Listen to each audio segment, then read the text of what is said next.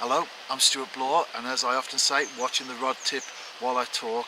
I'm on the canal and it's a flying visit, just a couple of hours this morning from first light. The reason I fished the canal a lot this year is quite simple really. I'm enjoying it, and fishing has to be above anything else about enjoyment. Anyway, water temperatures are in free fall. They're absolutely rock bottom. Most of the canal is frozen, as I have done so many times this year so far anyway. I'm fishing a bit that isn't, but I've actually banked a small chub, so a very tiny fish really compared to the size of the chub that I usually catch. But I'll tell you something, in these conditions I'm definitely happy with that. I'm back for a third session. I've actually done a second outing, obviously, that I didn't film. It literally was a flying visit. I didn't have much time at all, so I came down, rod made up, got the bait out there, gave it my best shot. I even had a bite as well, which unfortunately I missed. So that was the thin line between success and failure, and ending up on the wrong side of it. Anyway, it's absolutely freezing. I've got the thermometer in, I've just put it in, and it's 3.3 at the moment. Could go even lower, of course, but you know what they say, when the going gets tough, the insane go fishing. I've just been tweeted by the Mr. Crabtree account, and you can see that on the screen right now. I remember when I was a kid and we used to fish with 4 pairs of trousers, 4 pairs of socks, 3 jumpers, my dad's donkey jacket. Now we have such modern gear available to us. You only have to look at the specifications of it to realise just how far we've come forward in terms of fishing gear in the winter. We have no excuse really, do we? The gear that we fish with has been tested in the Arctic, and it's used there as well. So certainly for us, we're in a much better position than we used to be when I was a child and started to fish for the first time.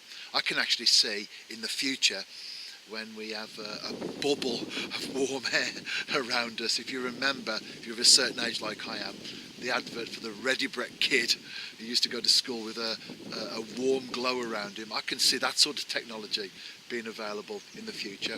But for now, we make do with what we got, which is far better than what we used to have. Like a boomerang, I'm back.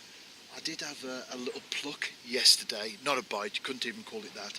Didn't enter into that category, but due to the conditions I actually got quite excited that there was at least one fish out there that was sort of semi-active. Anyway, I'm back again, sucker for punishment, but actually I'm enjoying it, and that's the challenge of winter fishing, isn't it?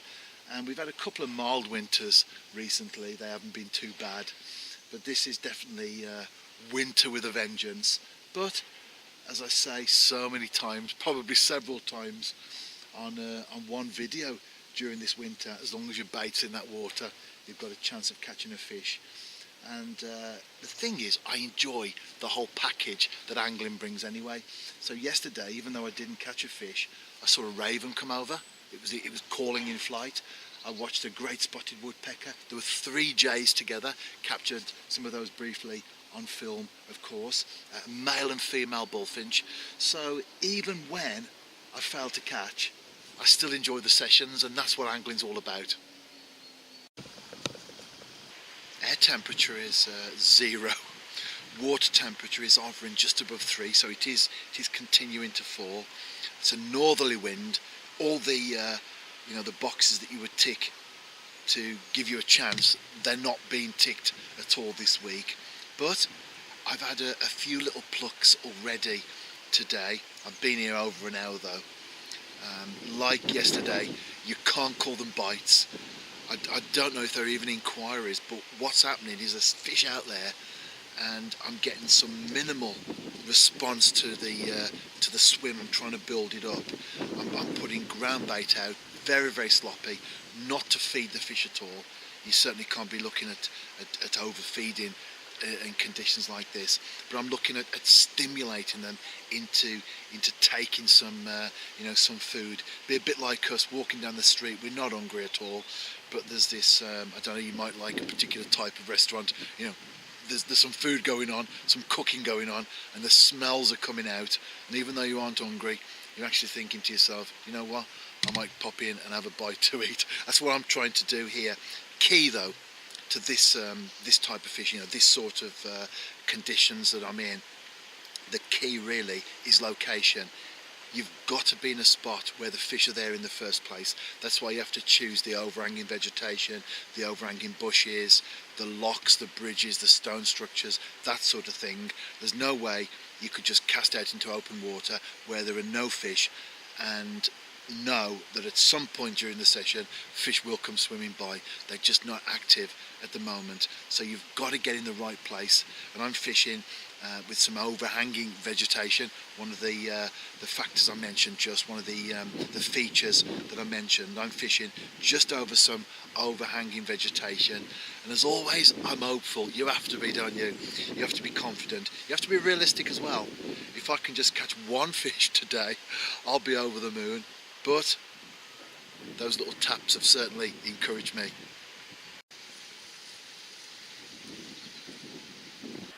Time to pack away now. I've had a few little plucks. I think there could be perhaps small roach or fish very half-heartedly picking at the bait. Anyway, that's one fish in 4 sessions. I have been on Facebook and chatting with folks, and the majority of anglers at the moment are basically staying away. The ones who are going out are encountering what I am, very difficult conditions and mostly blanking. But mad or dedicated, I'll let you decide. I'm coming back. I've got another session planned tomorrow. I've got an hospital visit in the morning, got some work to do, and I should be here in the afternoon. I'm determined to catch some more fish this week.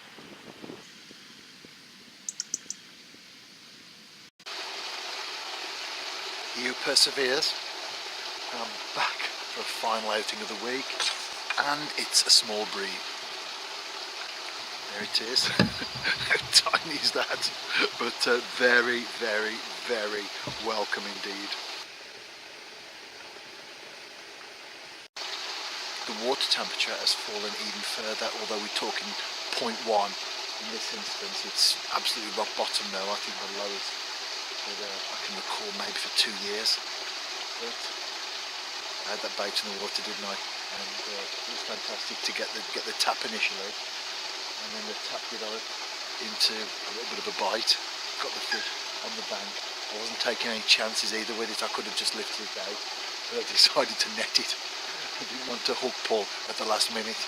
Unfortunately, I didn't.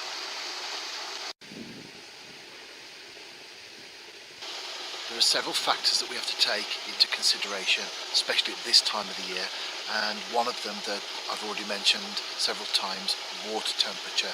Very important, because water temperature will determine the venue we head for, the species we target, and also how we approach each individual session.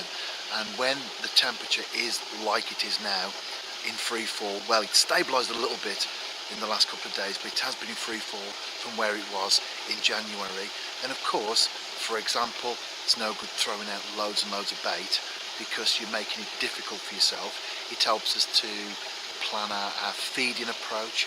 Everything really is centred for me during the winter around water temperature. It's not the only factor, of course. It's not standalone on its own. Other things as well that we have to take into consideration. But for me, water temperature is very important. And on my website, I've got a page that I started this year where I share the water temperature readings. So if you're interested in that, then check it out. And although the venues that I'm on might not be yours, at least you get a little bit of an idea of what's happening for your particular fishing spot. I might be on the lower 7, you might be 10 miles upstream, but at least you get a bit of an idea of what's happening. You might not know where I am on the Staffs Worcestershire Canal, but at least you get an idea of what the temperature readings are. And in particular, and this is important, certainly at this time of the year, it's not so much temperature, although that is very crucial of course, but it's temperature trend. The water temperature might be 5 Celsius, but if it was 10 last week, then obviously that's a sharp drop. But if it's 5 and it was 3 the previous few days, that's obviously a good thing because it's on the rise. So for me, just a factor. It doesn't stop me going fishing. I go fishing regardless of what the water temperature is telling me. But what it does do is it helps me to plan each session a little bit more wisely.